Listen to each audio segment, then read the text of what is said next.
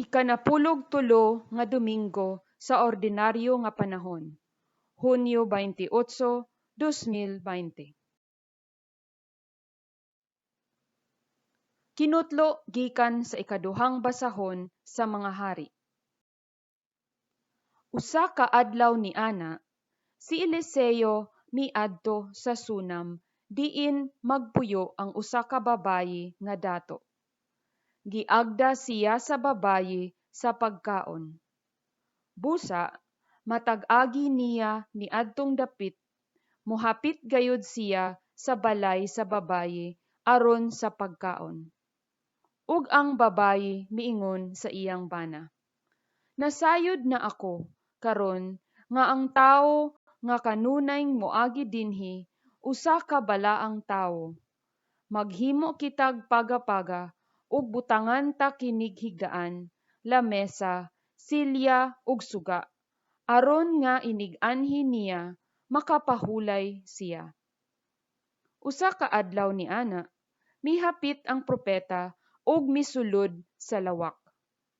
Ug si Eliseo miingon, "Unsa may mahimo nato alang kaniya?" Si Gehasi mitubag, "Wala siya'y anak ug tigulang na ang iyang bana." Si Eliseo miingon, "Tawga siyag balik."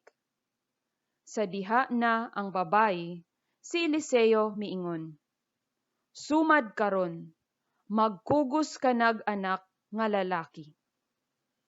Ang babayi mitubag, "Dili kana mahimo, sir.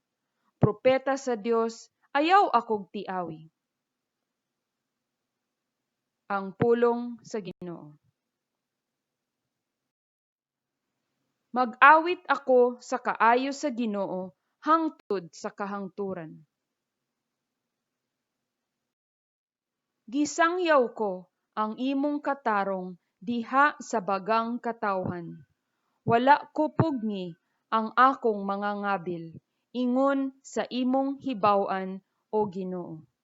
Kay miingon ikaw, ang akong kaluoy hangtod sa kahangturan. Diha sa langit imong gilig-on ang imong kamatinumanon.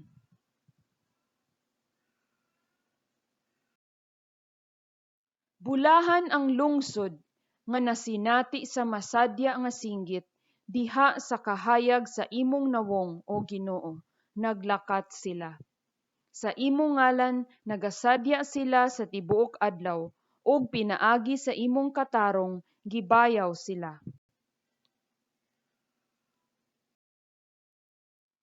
Kay ikaw ang kasanag sa ilang kusog, ug tungod sa imong kaluoy gibayaw ang among gahom. Kay ang Ginoo mao ang among taming, ug iyaha sa balaan sa Israel ang among hari. Kinutlo gikan sa sulat ni San Pablo ngadto sa taga-Roma. Nasayod kamo nga sa pagbunyag kanato nahiusa kita kang Kristo Jesus. Busa, nahiusa kita sa iyang kamatayon. Tungod niini, sa pagbunyag kanato, gilubong kita uban kaniya ug miambit sa iyang kamatayon. Aron ingon nga si Kristo gibanhaw sa mahimayaong gahom sa amahan, kita usab magpuyo diha sa bag-ong kinabuhi.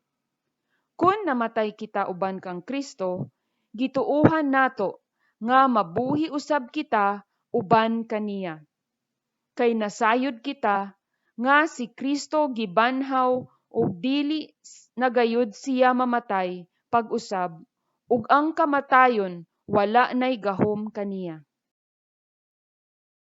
Ang kamatayon niya mao ang kamatayon sa pagpakasala, sa makausa alang sa tanan, ug nagkinabuhi siya karon alang lamang sa Dios. Busa, isipa ang inyong kaugalingon nga patay na sa pagpakasala, apan buhi alang sa Dios, hiniusa kang Kristo Jesus. Ang pulong sa Ginoo.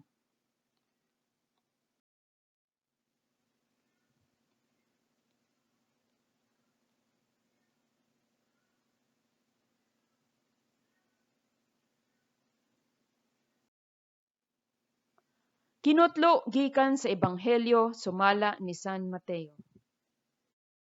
Si Jesus miingon sa iyang mga tinun-an, ang nagmahal sa iyang amahan ug sa iyang inahan labaw kanako, dili angay kanako. Ug kadtong nagmahal sa iyang anak labaw kanako, dili angay kanako. Ang dili mopas-an sa iyang krus ug mosunod kanako, dili angay kanako. Ug kadtong mag-amping sa iyang kinabuhi, kawad-an hinuon niini. Apan ang kawad-an sa iyang kinabuhi tungod kanako, makabaton niini. Ang mudawat kaninyo, mudawat usab kanako. Ug ang mudawat kanako, mudawat usab kaniya nga nagsugo kanako.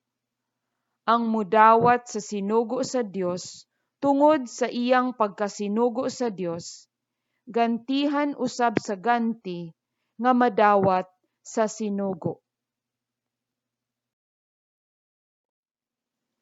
Ug ang mudawat sa tinuod nga maayong tawo tungod sa iyang pagkamaayong tawo, gantihan usab sa ganti nga madawat sa maayong tawo. Ug hinumdumi kini. Kadtong magpainom bisan nalagbugnaw tubig sa labing ubos sa akong mga sumusunod. Tungod kay siya akong sumusunod, gantihan gayod. Ang Ebanghelyo sa Ginoo.